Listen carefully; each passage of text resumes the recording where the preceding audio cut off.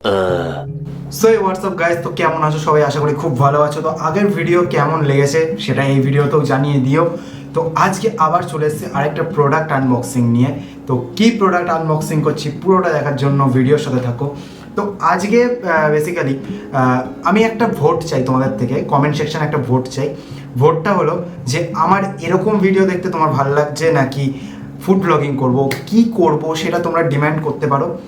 আমার অকাদের মধ্যে থাকলে আমি অবশ্যই ট্রাই করব সেটা করার। তো ফাইনালি তো আজকের প্রোডাক্ট কি সেটাকে আনবক্সিং করা যাক। অলরেডি আমি আনবক্সিং করে রেখেছি, কারণ হলো আমি যখন ডেলিভারি নিই তখন আমি সেটাকে সামনে দাঁড়িয়ে, মানে ডেলিভারি ম্যানের সামনে দাঁড়িয়ে আমি ওটাকে চেক করে নিই। তো আজকের প্রোডাক্টটি হলো একটা হোম মেটেরিয়ালস, মানে এটা বেসিক্যালি আমার মায়ের জন্য। মানে আমি এই জিনিসগুলো নিয়ে কি করবো ভাই, তো কী জিনিস সেটাই দেখাই চলো আগে, তারপরে এটা নিয়ে আমি কথা বলছি।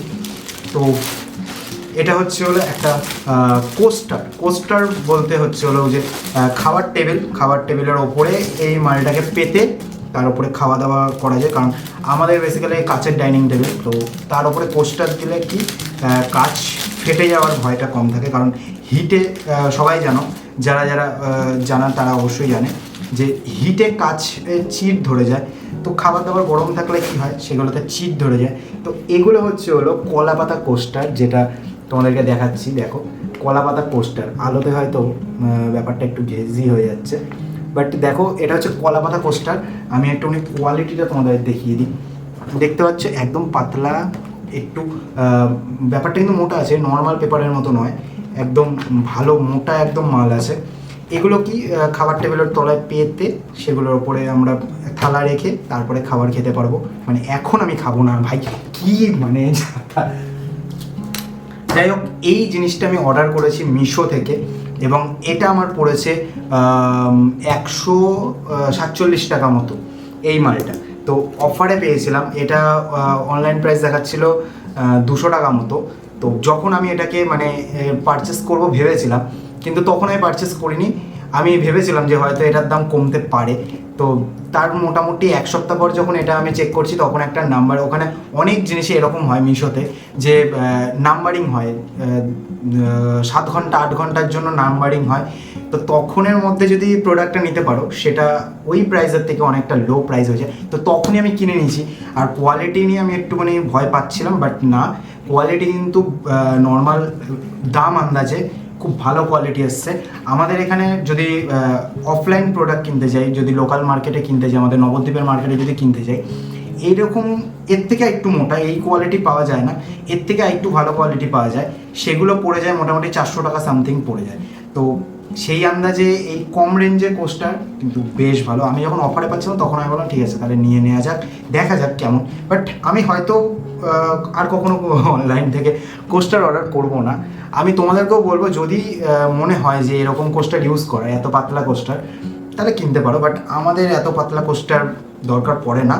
যখন অর্ডার করেছি একটু স্ক্যাম হয়েছে। কারণ এত পাতলা কোস্টারে যদি আমি খাবার টাবার রাখি, মেন মুদ্রায় আসি এবার, যদি আমি এই পাতলা কোস্টারে খাবার দাবার রাখি, এর ওপরে যে একটা পাতলা লেয়ারের শিট রয়েছে, মানে এটা তো কাগজের ওপরে প্লাস্টিকের একটা শিট রয়েছে, প্লাস্টিকটা কিন্তু গলে যাবে। এটা কিন্তু ফ্যাক্ট, এটা প্লাস্টিকটা গলে যাবে। এটা ধুলে ঠুলে কিন্তু অনেকটাই নরম হবে, কারণ জল দিয়ে ধুলে ঠুলে, এটা ল্যামিনেশন যতই করা থাক, ধুলে ঠুলে কিন্তু নরম হবে। তো বেসিক্যালি আমার মনে হয় ওয়েস্ট অফ মানি এটা নেওয়াটা, বাট তাও এটা চলে যাবে ন্যাচারালি। টেবিলের ওপর রেখে যদি ফ্যাশন ট্যাশন করতে চাও, কলা পাতা ডিজাইন দেখতে ভালো, তো আমি বলতে পারি যে নিয়ে নাও। তোমাদের এমনি ঠান্ডা খাবার দাওয়া শীতকালের জন্য পারফেক্ট আছে। না, শীতকালেও পারফেক্ট করে, শীতকালেও তো সবাই গরম খাবার খায় না। এটা মোটামুটি আমি এখনও পর্যন্ত ইউজ করিনি। এটা ইউজ করলে আমি বুঝতে পারবো যে এটা আদৌ কাজ করছে কি করছে না। আমি ইউজ করার পর এটা আরেকদিন এনে রিভিউ দিয়ে দেবো তোমাদের সামনে। বাট আপাতত দেখে নাও, এই তোমরা কোস্টার লিখে সার্চ করতেই পারো মিশোতে, এবং সেখান থেকে প্রোডাক্টটা পারচেস করতে পারো। তো আজকে এই প্রোডাক্টটা আমি অনলাইনে অর্ডার করেছি, এবং এই প্রোডাক্টটাই আমি আজকে তোমাদের দেখালাম। তো আমি দেখিয়ে দিই, মিশো থেকে আমি তোমাদেরকে দেখিয়ে দিচ্ছি যে আমি এই প্রোডাক্টটা অনলাইনে অর্ডার করেছিলাম, আজকেই ডেলিভারি দিয়েছে 1 তারিখ আজকে। এই যে এই প্রোডাক্টটা, এই খুব বেকার, দুম করে বন্ধ হয়ে গেল। আমার এখানে টাচ করলো, বন্ধ হয়ে গেছে। এই যে এই প্রোডাক্টটা আমি পারচেস করেছি, দেখতে পাচ্ছ নিশ্চয়ই, হ্যাঁ এবার দেখা যাচ্ছে। এই প্রোডাক্টটা আমি পারচেস করেছি অনলাইন মিশো থেকে।